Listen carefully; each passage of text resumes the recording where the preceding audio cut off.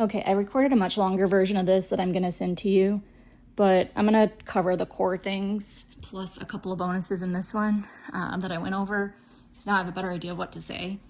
Ooh, okay, so first thing is when you go over him, you're gonna wanna do like a slow, continuous, just like if you just let the weight of your hand drop, but don't put any additional pressure, like imagine you're like being suspended by your elbow. Just like you want it to kind of like drape across him, but not like apply any additional pressure, kind of like you're shaving your legs. And you might notice when you're going over him that one spot feels warmer to the touch. For Hamilton right now, his knees feel hotter. So I'm gonna start kind of rubbing it like this. Basically think about the fact that you're basically gonna warm up the muscle. You can actually use a heating pad for this. So he does his displacement behavior where he licks himself. So I know I've kind of hit on a spot that's bothering him. This can look like whipping the head around and looking at you. It can look like this for Hamilton. It can look like really anything. So that means I've hit on a spot. So your two main strokes are up, like basically down with the grain of the fur and the grain in the muscle. Muscles do have grains with the fascia. And then circles. So I do counterclockwise, but I don't know if it matters. You can also do skin lifting, which is like, it doesn't work as well depending on the area.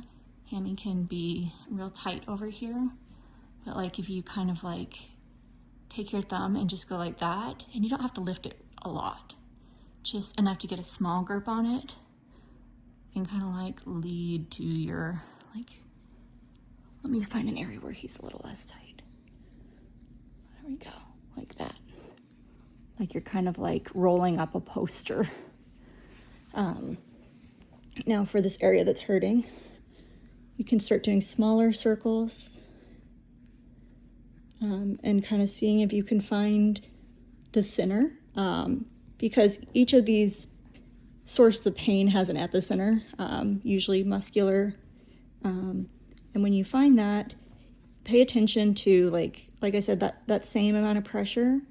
Now you can start to go like, the first one want to do real light, and then you can do a little harder with that slight pressure. And then I said, like, I think the perfect metaphor for how hard to do is like you're going over the top of a freshly cooked Jell-O or freshly poured Jell-O, and you want to squish it, but you don't want to break the top of it.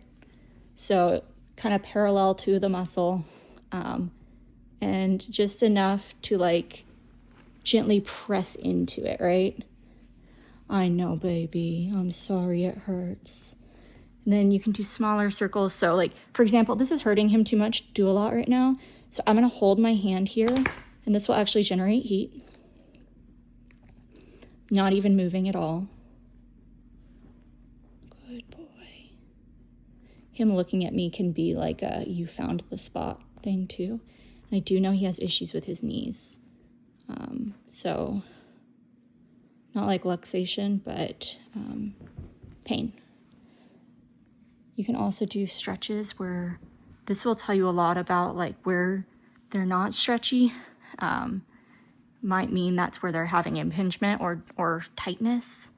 So like right in that hip junction, I can kind of just go back and forth with the direction of the muscle, and sometimes the opposite direction, but just the kind of moving with your thumb is a nice action. And then kind of holding individual points is another thing I was saying. Like when you get that pressure down on the muscle, just like a light pressure, you'll start to feel irregularities in it. So it should feel kind of nice and smooth, and not real tight. Like right here, it feels like a piece of chewing gum stretched out. So I'm like trying to like gently break through that outstretched bubble that's been stretched.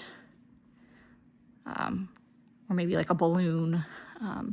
It's like a stretchy ligament area, but like I said, each source of pain does have like an epicenter or trigger point, which I'll send you a little diagram of what that looks like. But basically, whenever you're moving that pressure, if you get stuck, like if I'm going back, if I'm following the muscle and I get an area that feels different. Sometimes like, so I'm doing like this, here we go.